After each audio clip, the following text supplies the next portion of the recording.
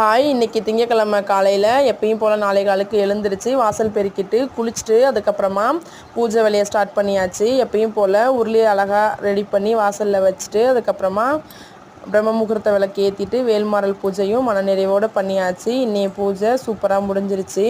இன்றைக்கி வந்துட்டு மஞ்சள் குங்குமம் ஏன் நம்ம வைக்கிறோம் அப்படிங்கிறத பார்க்கலாம்.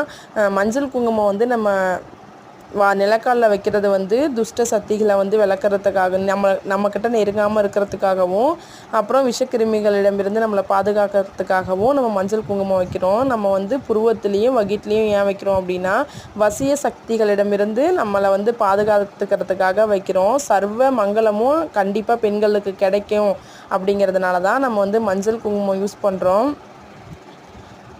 இன்றைய பூஜை வந்து ரொம்பவே சிறப்பாக முடிஞ்சிருச்சு. எனக்கும் மன நிறைவாக இருந்துச்சு. இனி வரும் நாட்களும் நான் நல்லபடியாக பூஜை பண்ணி முடிக்கணும் அப்படின்னு நான் சாமிக்கிட்ட வேண்டிக்கிட்டேன். தேங்க்யூ.